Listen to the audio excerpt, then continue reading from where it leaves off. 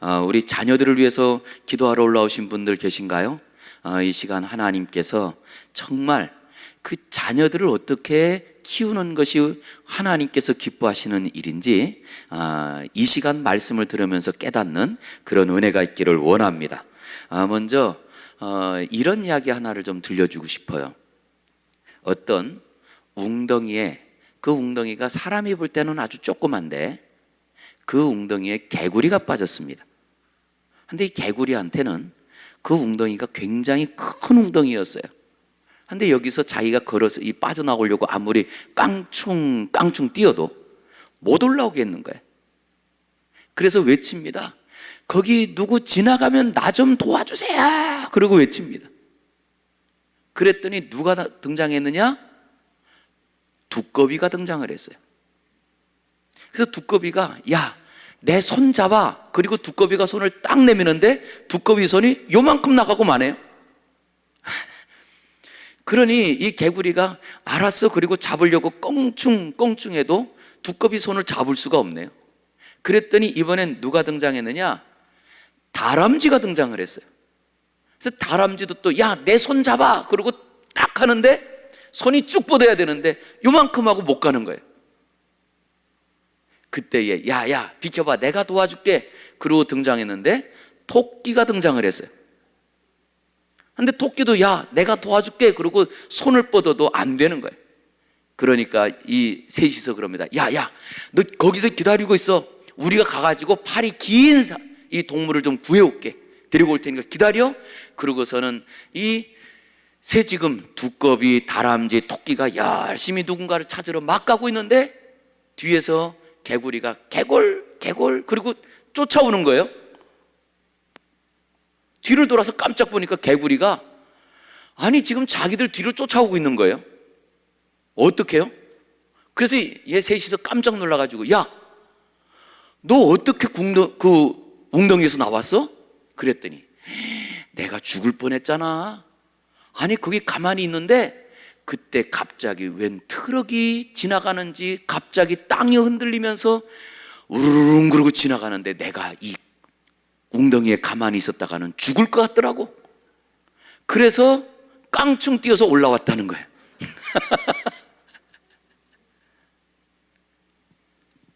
상황은 변한 게 하나도 없는데 마음이 변했더니 그 트럭이 지나가기 전에는 못 올라가던 웅덩이인데 트럭이 지나가서 자기가 거기에 깔리면 죽겠다라고 생각이 드니까 올라가더라는 거예요. 사실 그것이 우리들의 모습인 것 같습니다. 믿음이 없을 때는요, 이 땅 사는 게 그냥 힘들고 괴롭기만 해요. 짜증나고, 아니 오늘은 믿음이 있어도 믿음이 작을 때는 그래요. 그랬더니 믿음이 작은 자리에는 어떤 일들이 벌어지느냐라고 했더니 오늘은 믿고 내일은 염려하고 교회 가선 기도하고 집에 와서 걱정하고 이게 반복되는 거예요. 그러면서 기도할 때는 찬송할 때는 그래 하나님이 도와주실 것 같고 그리고 하나님의 은혜가 이제는 내 모든 염려를 다 이길 것 같다가도 집에 돌아와서 가만히 생각을 해보면 믿음은 싹 사라지고 근심이, 걱정이, 염려가 우리의 생각을 다 지배해요. 그러다 보니 실제로요, 우리 믿는 성도들 중에 불면증 환자들이 많대요. 세상에 하나님을 믿지 않는 분들 중에 불면증이 있는 것은 그래도 이해가 가요. 그러나 우리 혹시 여기에도 지금 불면증이 계신 분이 있다면 그걸 이해하지 마세요. 여러분들이 스스로 이해해서 그래 잠 안 와도 괜찮고 불안해도 괜찮다고 여러분들이 말하지 마세요. 왜냐? 그것은 우리에게 없어져야 될 병이에요. 저는 이 시간에 말씀을 듣다가 우리의 생각이 고쳐져서 내 안에 지금도 믿음으로 살지 못하고 믿음으로 우리에게 일어나지 않는 여러 불신앙의 이야기들에 대한 걸 용납하고 살아가던 우리의 마음이 이제는 그것을 다 거부해서 쫓아내므로 불면증이 떠나고 질병도 떠나고 염려도 떠나고 근심도 떠나는 은혜가 있기를 주의 이름으로 축복합니다. 실제로 이것은 무슨 문제냐라고 했더니 믿음의 문제예요. 그래서 오늘 저는 설교 제목을 이렇게 정했습니다. 믿음으로 보는 축복. 축복은요, 모든 이에게 있는 것 같지만 실제로는 보는 사람에게 있어요. 그래서 우리가 보일 때에 그 다음에는 걸어가게 됩니다. 그런데 우리가 믿음을 갖고 있지만 그 복이 보이지 않았더니 결국 복의 자리로 걸어가지 못하더라는 거예요. 그러면 믿음으로 이 하나님의 복을 보일 때 언제 보이느냐라고 했더니 정말 감사한 것은요, 그냥 믿음이 있다고 보이지 않습니다. 믿음을 갖고 있는 분들의 상황이 갈급할 때 보여요. 믿음을 갖고 있는 분들의 상황이 도저히 내 힘으로 할 수 없을 때, 그때야 믿음으로 보는 길들이 보여요. 그래서 우리는 신앙생활하면서 여러분 이 말씀 많이 듣지 않았어요? 내가 죽어야 됩니다. 들어보셨나요? 내가 죽어야 됩니다. 그러면 진짜 내가 죽어야 된다는 이 말씀은 들었는데 죽으셨나요? 어떠세요? 안 죽으니까 안 보여요. 그래서 정말 우리가 예수 그리스도를 믿는 신앙 안에 가장 중요한 신앙은, 그리고 출발은 어디서부터 출발되느냐라고 했더니 내가 죽고 예수로 사는 삶, 이것에서부터 신앙생활을 걸어가는 거예요. 그러니 이미 내가 지금 기도하는 사람이다, 나는 예배하는 사람이다 라고 할 때 그 말은 내가 죽었습니다 라고 하는 고백이에요. 근데 내가 안 죽었을 때 안 보인다고 그랬잖아요. 왜 그런지 보세요. 내가 안 죽으면 믿음을 갖고 있으면서도 세상에 문제가 생기면 믿음으로 해결하려고 하세요? 내가 갖고 있는 능력으로 해결하려고 하세요? 내가 가지고 있는 능력으로 해결하려고 그러죠. 그런데 신기하게도 내가 가지고 있는 능력이 많지도 않고 조금만 있어도요, 그 작은 걸 가지고 그걸 가지고 해결하려고 애를 써요. 그 작은 걸 가지고. 그러다 보니 내가 죽지 않고서는, 내가 약한 게 아닙니다. 약한 정도가 아니라 내가 아예 죽어야지만 그 다음에는 무엇으로 보는 게 생기고 무엇으로 활동하려고 하냐, 믿음으로 보고 믿음으로 살려는 길이 거기서 나오는 거예요. 그래서 여러분, 우리가 믿는 예수님도 생각해 볼게요. 휴대폰을 꺼주셔야 됩니다. 아니면 무음으로 해주시면 고맙겠습니다. 자, 그러면 여러분 생각해 보세요. 우리가 믿는 예수님이 십자가에서 매를 맞고 그리고 모든 고문과 고난을 당하시고 그 다음 몇 퍼센트 죽으셨죠? 완전히 죽었죠? 100%. 만약에 100% 죽지 않고 50% 죽었다, 그러면 50% 죽었으면 죽은 겁니까? 산 겁니까? 산 거죠. 50%만 해도 이거 살만해요. 이건 죽었다고 말하지 않아요. 죽었다라고 말할 때는 몇 퍼센트가 죽어야 돼요? 100%가 죽어야 그때야 죽은 거예요. 그러면 우리 여기 계신 분들 한번 생각해 볼게요. 내가 예수 그리스도를 믿고 내가 99%가 죽고 1%가 살았어. 산 거예요? 죽은 거예요? 산 거예요. 그러면 그 다음에 중요합니다. 이제 퍼센트를 말하고 나니까 저희 교회에서 어저께 장로 선출을 위한 공동회의를 했거든요. 근데 이 네 분을 선출하려고 했는데 딱 한 분이 선출됐어요. 근데 그 딱 한 분이 3분의 2, 투표한 분들의 3분의 1을 얻으려면 그러면 172표를 얻어야 돼요. 근데 딱 한 분이 몇 표를 얻었느냐? 172표를 얻었어요. 이분 장로 됐을까요? 안 됐을까요? 됐죠. 근데 두 번째 표를 많이 얻은 분이 168표를 얻었어. 됐어요? 못 됐어요? 안 돼요. 이게 무슨 차이를 제가 지금 말씀드리고 싶은 거냐 하면, 실제로 내게 1%라도 내가 살아있으면 그 사람은 살아있는 거예요. 그냥 100% 살아있는 거지 1% 살아있는 게 아니에요. 그런데 내가 갖고 있는 100%에서 1%만 살아있다 보니까 그 1%의 작은 능력을 가지고 문제를 해결하려고 한다고. 그러니 해결이 되겠냐고요? 안 되거든요. 저는 여러분들이 오늘 뭐 수학 공부하는 거 아니지만 반드시 내가 예수 앞에서 죽었다, 나는 죽었다 라고 고백할 때 전적으로 내 생각과 내 마음과 그리고 내 행동의 모든 방법이 완전히 죽는 그런 은혜가 있기를 주의 이름으로 축복합니다. 그래야 그때부터 하나님께서 역사하시는 역사가 시작되는 거예요. 그래서 우리는 가끔 착각합니다. 내가 이것도 죽이고 이것도 죽이고 이것도 죽였는데 왜 하나님께서 역사하시지 않을까? 그때 여러분 보세요. 죽인 걸 보지 마시고 아직도 내가 죽지 않은 걸 한번 봐보세요. 그랬더니 아직도 너무나 내가 죽지 않은 걸로 사는 게 많아. 결국 그것이 하나님께서 주실 축복을 가로막고 있더라고요. 그래서 지금 하나님께서 우리에게 부으실 약속과 축복과 능력은 내가 지금까지 믿음 안에서 포기한 그것으로 오는 게 아닙니다. 앞으로 남아있는 내가 완전히 죽여야 될 것을 없앨 때 그때야 오는 겁니다.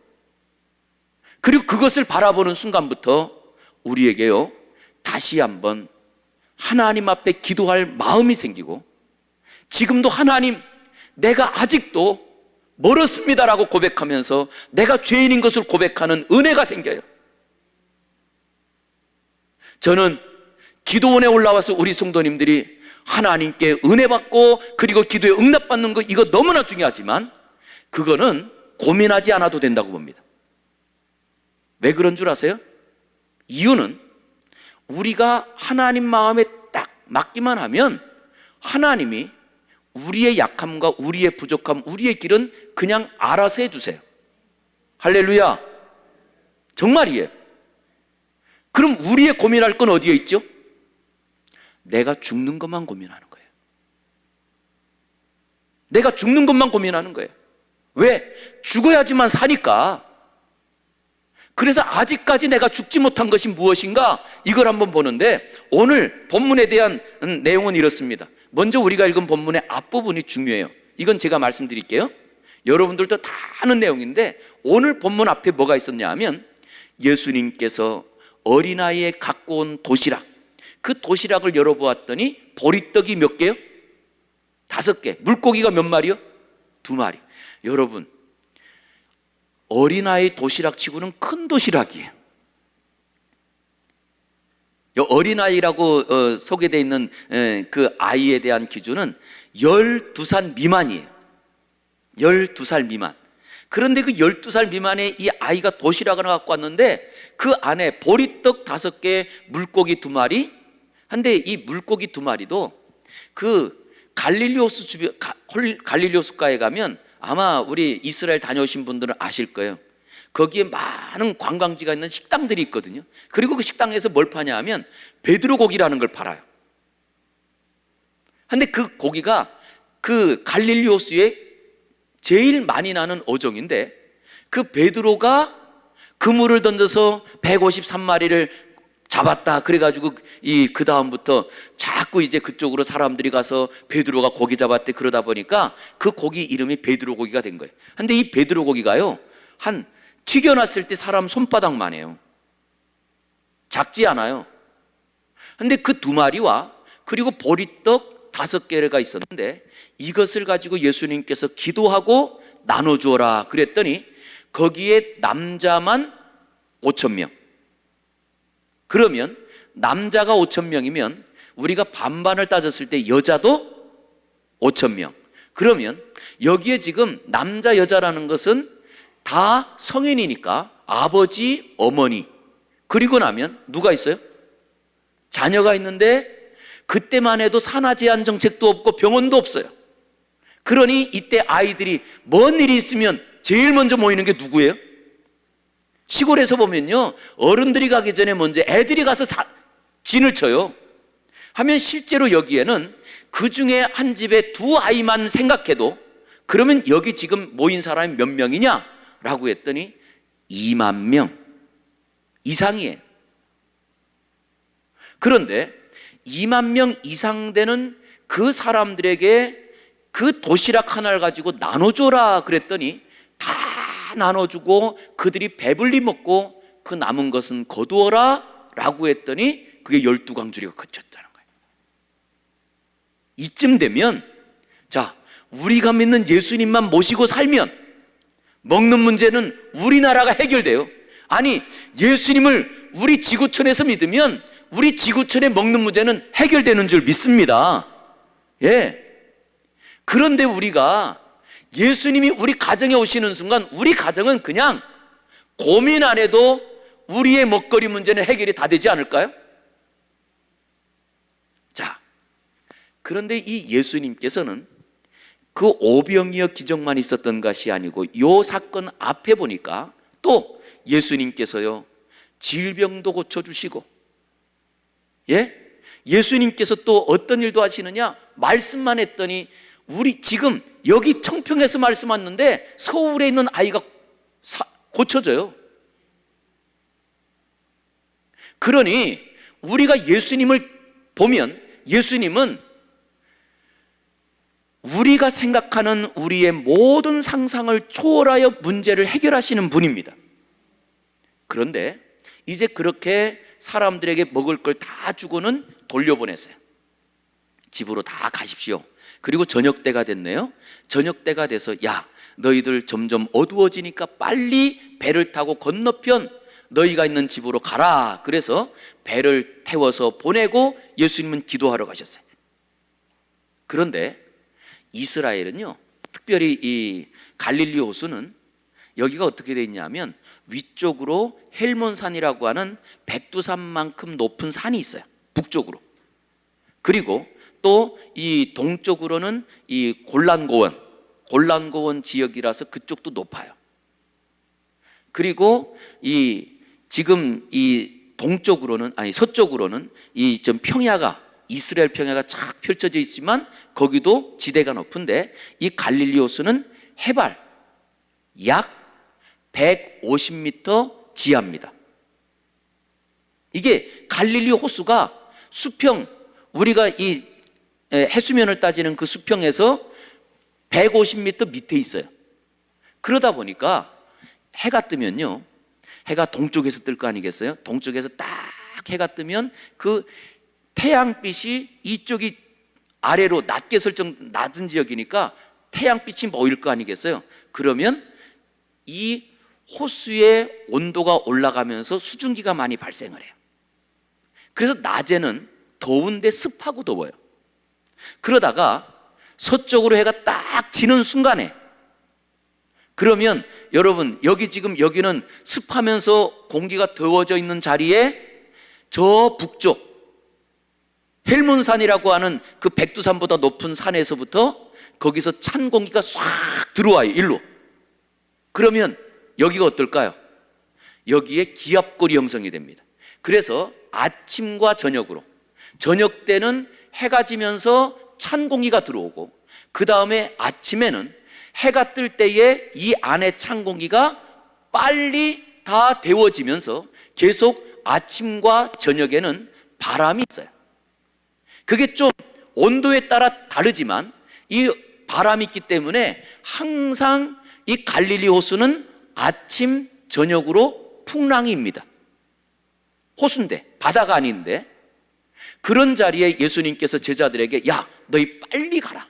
그래서 예수님께서는 기도하러 가시고 그 제자들을 보냈네요. 그리고 밤 사경쯤에, 이렇게 기록하는데 밤 사경쯤에라고 하는 이 사경은요, 밤이 언제부터 시작되느냐? 저녁 6시에 자정이에요, 이스라엘. 그러면 7시, 8시, 9시, 10시쯤에, 이 말이에요. 10시쯤. 그러면 요즘처럼 이렇게 뭐 전기불이 들어오는 때가 아니고 밤 10시 되면 어떨까요? 요즘 여러분 한 6시만 돼도 어떠세요? 어둡죠? 야, 저는요, 제가 원래라고 표현하면 제가 살던 데는 원래 제 고향은 저 섬이고, 저 시골에서 살다가 그러다가 뭐 이제 도시 나와서 서울에 있다가 분당에서 한 15년 이렇게 살았거든요. 그러다가 청평으로 딱 이사를 왔는데 이 청평은요, 저녁 식당들이 저녁 장사도 잘 안 해요. 그러니까 보통 이제 이 지역은 관광지잖아요. 그러니까 관광객들이 오는 그 타임에는 저녁 식사도 하고 하는데, 평상시에는, 평일에는요, 저녁에 좀 맛있는 집을 찾아가려면 저녁 때는 가면 안 돼요. 왜 그런 줄 아세요? 이분들은 낮에 손님들이 많이 오기 때문에 저녁까지 일을 안 해요. 아들하고 한 번은, 야, 우리 그 코다리 맛있게 하는 집 있으니까 아들아 갈래? 그랬더니 제 아들이, 예, 가죠. 그래서 저녁 6시 반이었어요. 이 현리에 있는 집을 찾아갔거든요. 갔더니 깜깜한 거예요. 불이 꺼졌는 거예요. 야, 그래서 야, 이 코다리 집이 문 닫았으니까 뭐 먹을래? 그랬더니 순댓국이 먹고 싶대요. 그래, 그래서 순댓국을 또 찾았네요. 그래서 순댓국집을 또 갔더니 그 집도 문 닫았어요. 그래서 한 집을, 야, 그러면 한 집만 더 가보자. 한 집 더 갔더니 맛있다고 하는 집은 다 문 닫았어요. 이게 경제가 어려워서 그런 게 아니에요. 시골은요, 저녁 때 밖에 나가서 음식을 잘 안 사 먹잖아요. 도시가 아니라서. 근데 진짜 9시, 10시만 되면요, 여기는 깜깜해요. 근데 그런 모습이 바로 지금 성경에 기록되어 있는 예수님의 제자들이 그 빨리 가야 돼, 노를 져서 가야 되는데 가다 보니까 오히려 그날은 좀 더 바람이 세게 불었나 봐요. 그리고 이 바람이 세게 부는 것 때문에 아무리 노를 젓고 가려고 해도 갈 수 없는 자리에 계속 풍랑이 거칠게 일어나는데, 그때 예수님께서 바다 위를 걸어왔네요. 여러분, 혹시 어릴 때 시골에 살면서 귀신 본 사람 없으세요? 아, 예, 보셨어요. 예, 손들, 예, 여러분, 새빨간 거짓말이 진짜 보신 분 보신 거예요. 왜냐하니까 요즘은 귀신이 잘 안 나타나는데, 제가 어릴 적 저도 시골에 살았다고 그랬잖아요. 제 시골이 백령도거든요. 섬인데, 제가 그곳에서 자랄 때 저희 아버지가 제가 키가 우리 집에서 제일 커요. 168. 아, 왜 웃으세요? 한데 저희 집에서는 제가 키가 작다는 생각을 한 번도 못 해봤어요. 누님이 4분인데 누님 키가 다 155 정도, 50에서 55 정도로 똑같아. 4분이. 그러면 누님들하고 딱 쓰면 제가 얼굴 하나가 커요. 그랬어요. 근데 저희 아버지 키가 누님하고 똑같았어요. 그래서 저희 아버지 키가 재보지 않았으니까 150에서 155 사이야. 근데 이분이 어릴 때 술을 얼마나 좋아하셨는지, 익봉이네 아버지는 진짜 술을 먹고는 가는데 이구는 못 가. 키 조그만한 분이 뱃사람이다 보니까 술을 그렇게 많이 드셨거든요. 한데 꼭 저희 아버지가 그렇게 술 드시고 오면은요, 올 때 저희 집으로 오려면 산을 넘어서 와야 됐거든요. 저희는 한 12가구, 13가구 정도 사는 아주 진짜 시골이었거든요. 근데 이제 다른 데 가서 뭐 일 보고 그러다가 올 때 되면 꼭 술을 드시고 오시는데, 술 드시고 오실 때 아버지가 그냥 안 오고 늘 뭘 갖고 오냐면 작대기 같은 걸 들고 와요. 하면 아버지 그거 왜 갖고 오세요? 그럼 오는데 하도 나를 괴롭히는 것들이 많아서. 그럼 뭔데요? 그러면 귀신을 봤다는 거예요. 귀신하고 싸우다가 사실인지 아니면 한데 늘 그러다 보니까 어릴 때 들었던 이야기 중에 귀신 들린 사람, 귀신에 대한 이야기 중에 실제로는 여러분 아시죠? 귀신 들린 사람이 있다는 건 아시죠? 분명히 사실은 귀신이 있어요. 그런데 오늘 이야기는 귀신이 있는 이야기가 아니고, 예수님께서 제자들이 풍랑 일은 그 자리에 바다 위로 걸어왔더니 그 예수님을 보면서, 아니 깜깜한데 뭔가 사람 같은 것이 하나 툭 걸어오니 이게 사람이겠어요? 여러분, 우리 지금 깜깜한 바다에서 노를 젓고 가고 있는데 뭔가 그 주변에 쓱 지나가면 사람일까요? 예수님이라고 생각할 분도 없을 거예요. 그죠? 그런데 그때 귀신이다 그랬더니 얘들아 두려워 말라, 나야 그러는 거예요. 그랬더니 그때 제일 성격이 급한 베드로가, 믿음이 좋은 베드로가 아니에요. 사실은 성격이 급한 베드로가 진짜 주님이라면, 아니 내가 볼 땐 이 말이 안 맞아요. 왜냐하면 지금 저분이 예수님인 것도 모르겠는데 얘들아 나야 그럴 때 주님이라면 나를 오라고 해주세요. 아니 저분이 주님인지도 모르는데, 그런데 만약에 거짓말로 예수님 아닌 그 누가 와라 그러면 가야 돼요, 안 가야 돼요? 근데 오늘 본문은 이미 나다 그랬더니 이 베드로가 성격이 급해가지고 진짜 예수님이면 나를 걸어서 오라고 해주세요 그랬더니 오너라 그러니까 베드로가 그 길을 걸어서 가요. 할렐루야. 여러분, 이게 믿음이에요. 믿음은요 다 만져보고 내가 다 두드려보고 그 다음에 가는 건, 이거는 믿음이 아니에요. 이거는 믿음이 1% 없는 사람도 만져보고 맛보고 두드려보고는 가요, 안 가요? 그러곤 가요. 그래서 실제로 믿음은, 여러분 한번 따라해 볼게요. 믿음은 무모한 도전이다. 그랬더니 여러분, 무모한 도전을 두 글자로 줄이면 뭐예요? 무한도전. 무한도전이에요. 실제로 무모한 도전이거든요. 사실 무한도전에 갖고 있는 뜻이, 저는 그거 보면서 이 사람들이, 그랬더니 여러분 그 프로그램을 보면서 여러분들 어떠십니까? 무한도전에 출연하는 그 출연진들이요, 자기들이 갖고 있는 그 연예인에 대한 어떤 다른 사람들의 그 동경 이런 것들을 다 포기하고 무엇합니까? 일반 사람들도 안 하는 그런 일들을 해요. 그런데 그런 일들을 보면서 긴장을 하고 또 그것이 다른 사람들에게 재미를 주어요. 실제로 우리 성도님들이요, 내가 믿음으로 산다라고 말할 때 제발 내가 지금까지 배운 것만 가지고 살지 마세요. 믿음으로 사는 사람은 내가 번 것으로 사는 사람이 아닙니다. 내가 경험하지 못했지만, 내가 배우지 못했지만, 그러나 주님께서 우리 계신 그 말씀을 가지고 그 말씀을 따라 도전하는 거예요. 저는 이 시간에 먼저 그런 무모한 도전이 오늘 여기 계신 분들의 그 발걸음 안에서, 우리의 생각 안에서 일어나기를 주의 이름으로 축복합니다. 자, 그러면 여기서 문제가 있어요. 이 베드로가 걸어간 까진 괜찮았는데 그 걸어간 베드로가 뭘 봤다고요?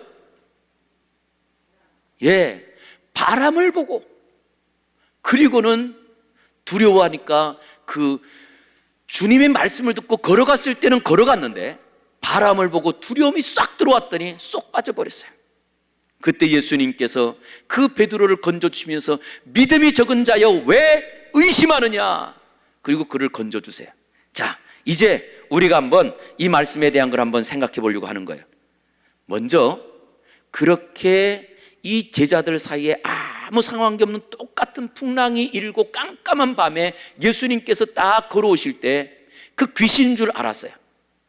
귀신인 줄 알았어요. 그럴 때 이 귀신인 줄 알고 유령이라 그리고 무서워할 때 예수님께서 내니 두려워하지 말라 라고 했어요. 그랬더니 베드로가 한 말, 28절 우리 한번, 28절 한번 읽어볼게요. 시작.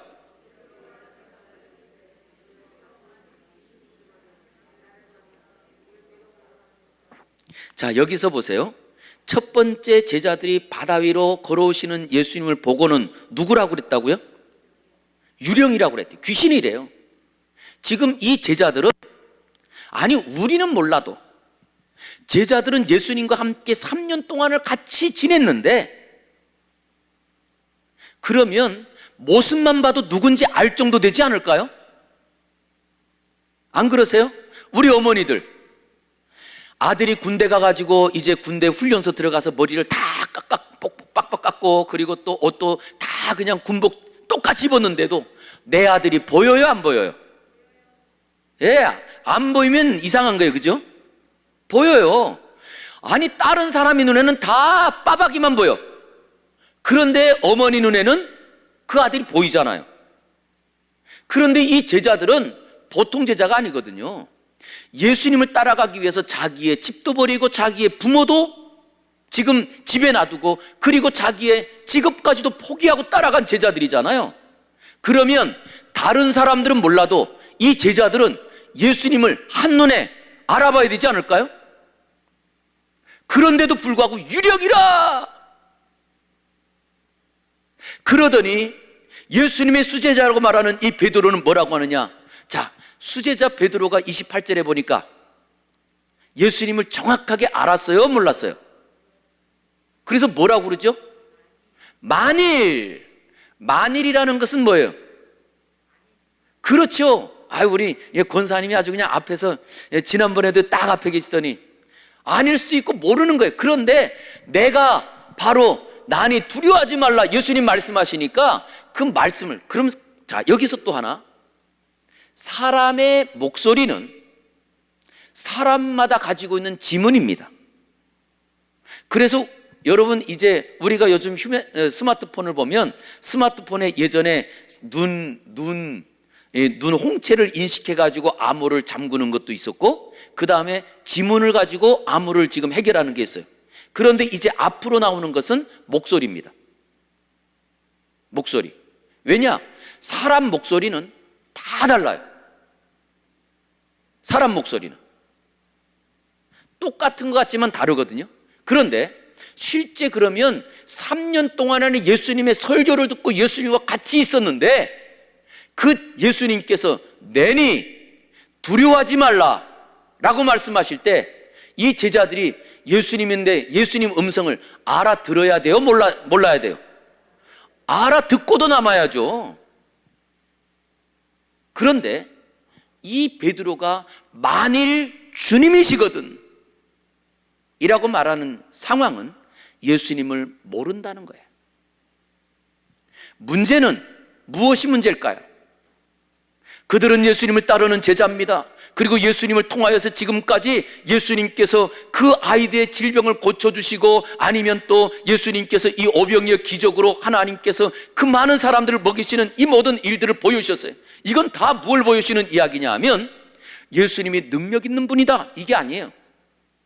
예수님이 하나님이다 이걸 알려주는 사건이거든요. 그것을 누구를 통해서 들은 게 아니에요. 오늘 우리처럼 설교 듣는 게 아니란 말이에요. 그 예수님과 함께 예수님을 보고 예수님의 그 역사를 눈으로 직접 보면서 자기가 그 도시락 하나를 가지고 나누어져서 계속 나누어졌더니 2만 명이 넘는 사람들 다 죽어도 남는 걸 보았던 바로 그 다음 지금 이 밤인데 그럼에도 불구하고 누구를 몰라요? 예수님을 모르더라는 거예요. 문제는 뭘까요? 이 베드로가 풍랑을 예수님께서 걸어오라는 말씀을 듣고 풍랑 위를 걸어가다가 빠졌던 이유는 정확하게는 그 말씀을 듣고 가면서도 예수님을 누구인지 모르기 때문에 빠져요. 저는 오늘 이 시간에 여러분들이 꼭 한번 내 자신을 돌아봤으면 좋겠어요.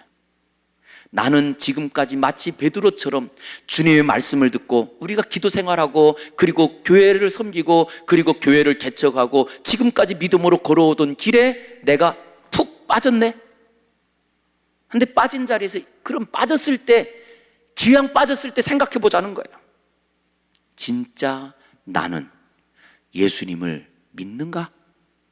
이거예요. 믿어. 그러면 다시 한번 질문 드리고 싶어요. 그 예수님을 누구로 믿으시는지요? 그 예수님에 대해서 내가 다른 사람들에게 할 수 있는 말이 몇 분이나 되시는지요? 내가 누군가를 붙잡고 제가 예수님에 대해서 좀 알려드릴게요. 그리고 예수님에 대해서 말씀을 쭉 할 때 예수님께서 어떻게 이 땅에 오시고 그분이 이 땅에서 어떤 일을 하시고 그리고 그분이 또 우리를 위해서 어떻게 돌아가시고 그분이 죽으시고 부활하신 후에 어떻게 되시는지에 대한 것을 내가 사도신경에서 고백하는 그 내용 말고 진짜 예수님을 쭉 소개하면서 그 예수님을 더 많이 증거하는 일, 내가 진짜 이것을 내 삶으로 온전히 믿고 말할 수 있는지, 왜냐? 우리의 신앙생활이요, 아무리 헌신하고 열심히 했다 할지라도 예수님을 모르는 순간 우리에게는 아무것도 없어요. 그래서 우리에게 제일 중요한 것이 있다고 한다면 예수님을 아는 겁니다. 예수님을 아는 거예요. 그래서 바울 사도가 뭐라고 하느냐? 부활하신 그리스도를 알기 위하여 나는 내가 지금까지 내가 자랑하던 모든 유익하던 것들을 배설물로 여기노라. 잡은 줄로 여기지 아니하고 오직 내 앞에 있는 것을 잡으려고 나는 달려가노라. 저는 오늘도 우리 올라와서 기도하러 올라왔지만 정말 여기에서 예수님을 만나고 예수님을 깨닫고 예수님을 온전히 알고 돌아가는 그런 여러분들의 기도 시간 되기를 주의 이름으로 축복합니다. 그래서 제발 내 인생을 하려고 하지 마세요. 내 문제를 하려고 하지 마세요. 그거 안다고 해결이 안 돼요. 그런데 어떻게 하면 해결되느냐? 예수님이 내 안에 오셔서 예수님께서 행하시면 해결이 돼요. 그러니 우리에게 중요한 것은 예수님을 알고 그분을 모시는 거 아니겠어요? 그러려니까 내가 왕이 되면 안 돼. 그래서 아까 제가 처음에 말씀드린 거예요. 내가 죽어야 됩니다.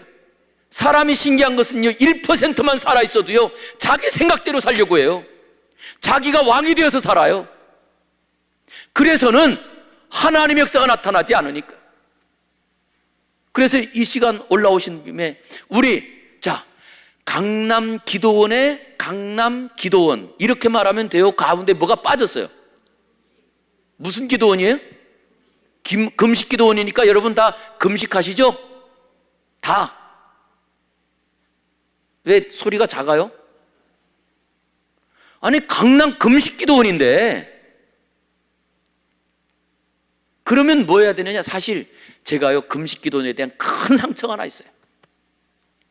제가 신학교를 가기 전에 그래도 신학교를 가려고 하니까 하나님께 기도를 해야 되겠다.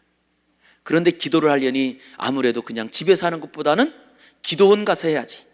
그래가지고 기도원을 어디를 갈까? 그러다가 오살리에 있는 오살리 금식 기도원, 지금은 이제 이름이 바뀌었잖아요. 하지만 이제 오살리에 있는 그 최자실 목사님 기념관, 이제 기념 금식 기도원 뭐 이렇게도 돼 있는데, 그래서 거기를 제가 87년 1월 달에 갔어요. 그리고 제 마음의 작정을 일주일 동안 내가 금식하고 오리라. 그리고 올라갔거든요. 일주일 금식하려고. 이제 신학교를 이제 신학교 입학은 해놓고, 그리고 올라가서 딱 봤더니 이름은 금식기도원인데 그때가 연초가 돼가지고 사람들이 얼마나 많이 왔는지 그 대성전에도 보니까 이 앞에까지도 자리를 다 펴놨더라고요. 그리고 앞에도 이미 자리를 못 맡으면 성전 안에 못 들어가더라고요. 그러다 보니 그 성도들이 기도하러 올라가지고 강대상까지 다 이불 다 펴놓고 꽉 차 있는데 방을 하나 얻어서 이제 그 방에서 그럼 내가 어떻게 할까? 그래서 이거를 이제 방도 배정받고 그러고서는 갔더니 사람들이 때가 되면 다 어딜 가냐 했더니 다 때가 되면 이 기도원을 다 이제 식당으로 가는 거예요. 식당 가니까 식당에 사람들이 꽉 차 있어요. 저는 거기서 충격을 하나 먹었어요. 저는 일주일 뭐 하러 갔다고요? 금식하러. 저는 금식 기도원에는 다 사람들이 금식만 하러 가는 줄 알았어요. 했더니 웬걸 다 밥 먹더라고요. 근데 이게 학생 때 그것도 이제 20살에 혈기왕성한데 참으려고 해도 이 기도굴 들어가서 기도하는데 그 식당에서 밥하는 냄새가요 기도굴까지 다 들어와요. 그래서 3일 금식하고 도저히 나는 이 금식 기도원에서 금식을 못하겠다. 그래서 결국 버스 타고 내려와가지고 집에서 금요일까지 금식을 했잖아요.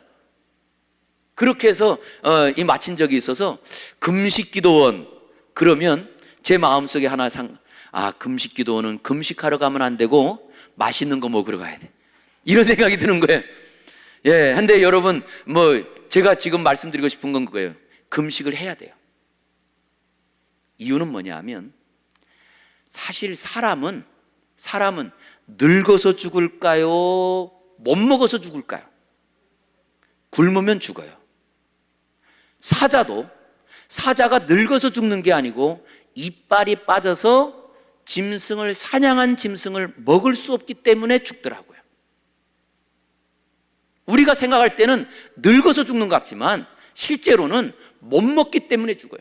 그러면 실제 내가 죽기 위해서 이 강남 금식기도원이 사실 얼마나 좋으냐 하면, 내가 죽었습니다라고 하는 것을 고백하면서 이제는 나는 오직 하나님의 은혜만 붙잡고 살아갑니다라고 하는 것을 고백하기 위해서 여러분들 작정하고 금식을 해보세요. 그리고 혹시 올라올 때 나는 그래도 내가 기도원에서 내가 금식은 안 하고 밥을 사 먹어야지라고, 그리고 올라온 건 그냥 헌금 드리세요. 그렇다고 해서 진짜 사람이 한 일주일을 금식한다고 죽는 법이 절대 없더라고요. 저는 몇 번 해봐서 알아요. 오히려 깨끗해져요. 좋아져요. 저는 그걸 통해서 금식할 때마다 이런 고백을 합니다. 하나님, 내가 죽으러 갑니다. 그런데 오히려 금식이 끝나고 보면 제 몸이 건강해지고요, 금식이 끝나고 나면 오히려 내 육신이 더 상쾌해요. 아침에 일어날 때도 가볍고, 이런 걸 통해서 정말 우리 성도님들 잘 올라오셨잖아요. 이제 월요일 시작이잖아요. 오늘부터 해가지고 금식 작정 못하신 분들도 작정 다 하고, 그리고 기도하자고요. 그리고 우리 고백하자고요. 나는 죽었습니다. 할 수 있으시겠어요? 그래도 안 되시겠다는 분, 그분들만 그냥 가만히 계세요. 자, 그러면 실제로 이 베드로가 실패한 것 중에는 또 하나가 있어요.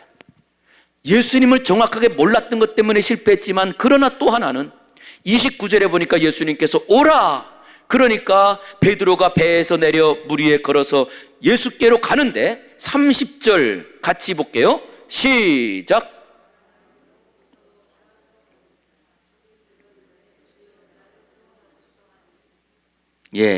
자, 무엇을 보고 빠져갔다고요?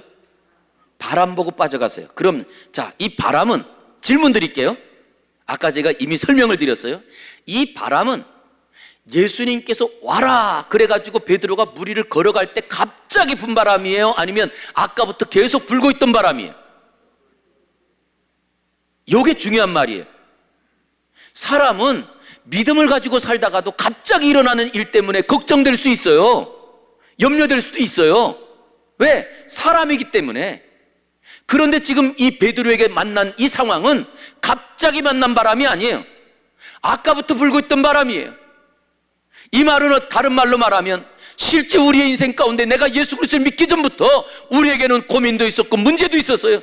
그런 자리에 신앙을 가졌단 말이에요. 그런데 왜 신앙생활하다가 우리에게 조금 경제적으로 아니면 우리에게 어려움 생긴다고 그것이 나에게 상처가 되고 그것이 나의 어떤 신앙에 주저앉는 자리가 될까요? 왜 그러죠? 이유는 뭐냐? 믿음이 작기 때문에 그래요. 오늘 이야기는 믿음이 있다 없다가 아니에요. 우리 주님께서 말씀하십니다. 믿음이 작은 자여 왜 의심하느냐? 저는 이 시간에 먼저 우리 안에 기도하러 올라올 때 우리 성도님들 안에 주님을 내가 믿는데 왜 주님 나에게만 이런 고난을 주셨나요? 내가 정말로 주님을 의지하는데 왜 나에게만 이런 시련을 주시나요? 라고 하면서 오히려 그 주님을 의심하는 그 자리가 거꾸로 변하여 주님, 내가 주님을 믿기 때문에 이 고난은 이겨나갈 줄 믿습니다. 주님께서 나에게 주신 이 시련은 오히려 하나님의 복을 경험하기 위한, 하나님의 능력을 경험하기 위한 나에게 주시는 하나님의 복인 줄 믿습니다. 오히려 우리의 상황이 바뀌기를, 우리의 믿음의 눈이 바뀌기를 주의 이름으로 축복합니다. 그랬더니 실제로 우리 성도님들 가만히 보세요. 여러분, 코로나 때문에 교회가 어려워진대요, 좋아진대요? 그러면 다시 물을게요. 그게 진짜일까요, 가짜일까요? 진짜예요? 가짜예요? 뭐 똑같이 보니까 갑자기. 자, 다시 한번 말씀드릴게요.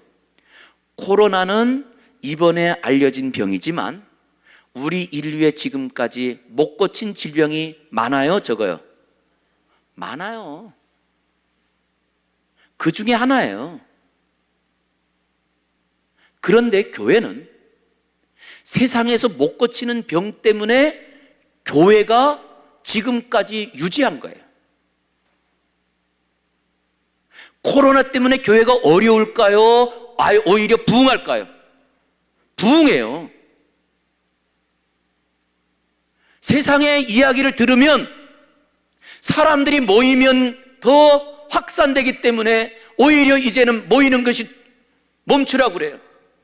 그러나 분명한 것은 우리가 더 하나님을 의지할 수밖에 없는 상황이 앞으로 지금보다 더 많아져요. 그래서 여러분들이 꼭 봐야 될 것은 지금의 우리가 갖고 있는 이 생각을 가지고 코로나가 생겼기 때문에 교회가 어려워지겠고 사람들이 모이는 것이 어려우니까, 여러분 생각해 보세요. 아니, 모이는 거 이제는 옛날처럼 가까이 모이는 것은 지금 어렵지만 가까이 모이지 못한다 할지라도 거리를 두고 모이면 돼요. 거리를 두고. 그렇다고 여러분 코로나 때문에 집에 가서 잠 안 자나요? 아니잖아요. 믿음의 눈을 열어보시기 바랍니다. 오히려 지금이 기회가 되는 거예요. 세상에서 해결할 수 없는 자리에 하나님께서 많은 사람들이 질병으로 지금도 얼마나 많이 두려워요. 그럴 때 주님 말씀하십니다. 두려워하지 말라, 내가 너와 함께함이라. 놀라지 말라, 나는 내 하나님이 됨이라. 참으로 너를 도와주리라. 참으로 나의 의로운 오른손으로 너를 붙들리라. 할렐루야. 예. 그렇기 때문에 지금도 코로나뿐만 아니라 우리의 삶 속에서도 마찬가지입니다. 앞으로 경제가 어렵다고 합니다.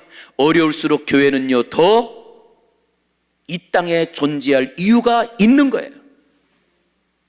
어려울수록. 그래서 우리 성도님들, 지금도 내 형편이 어려움이 닥쳤다는 것은 앞으로 하나님께서 우리에게 주실 은혜가 더 크다는 것을 믿으시기 바랍니다. 그리고 오늘 이 믿음을 가지고 우리가 기도하는 거예요. 이 믿음을 가지고 우리가 찬송하는 거예요. 그래서 우리 성도님들이 믿음의 눈이 있다면 우리가 할 일이 딱 하나 있어요. 그건 뭐냐 하면 예수님만 바라보고, 그리고 예수님을 바라보기 때문에 이제는 지금의 내가 걸어가던 길에서 베드로가 빠진 이유는 예수님을 보고 가다가 뭘 봤다는 거예요? 바람을 보고 빠졌어요. 지금까지 예수님 바라보고 걸어왔다면 앞으로도 그냥 예수님만 보고 걸어가세요. 경제가 어렵다, 질병에 걸렸다, 여러 염려할 일이 생겼다, 이럴 때 그거 보면 빠져요. 예? 예수님 보고 갈 때는 똑바로 걸어가다가 코로나 때문에 어떻게, 그리고 코로나 보니까 빠져. 보는 게 중요한 거예요. 베드로가 만약에 예수님만 보고 걸어갔더라면, 그러려니까 예수님을 알아야 되잖아요. 그래서 이번 여러분 이 기도원에서 꼭 기도하세요. 주님, 예수님을 온전히 알게 해주세요. 그 예수님만 바라보고 갈 수 있는 그 예수님을 이 기도원에서 만나게 해주세요. 그리고 나면요, 그것만 보고 걸어갔더니 신기한 일이 벌어져요. 얼마나 재밌냐면요, 예수님만 딱 보러 걸어가잖아요. 그러면 다른 사람들이 못 가는 길을 가요. 좁은 길도 가고, 그리고 험난한 길도 가고, 그 예수님만 바라보고 가면 다 가요. 한데 그 길을 걸어가다가 땅 옆을 봤더니 낭떠러지야. 그 순간부터 몸이 흔들려요. 그래서 지금도 여러분이 올라온 이 기도 제목들 다 있지만 그거 내려놓으세요. 내 눈에 예수님만 보이게 해주세요. 이거 하나 놓고 기도하시라고. 내 눈에 예수님만. 그리고 그 길로 걸어가잖아요. 경제 지나가요. 해결돼요. 건강 해결돼요. 그래서 건강 보는 순간에 기도하고 나서 딱 보니까 아직도 똑같네. 그래서 낙심하잖아요. 우리가 이 마음을 가지고 우리 성도님들이 꼭 해야 될 것은 우리가 같이 찬송하고 하나님께 맡기는 거예요.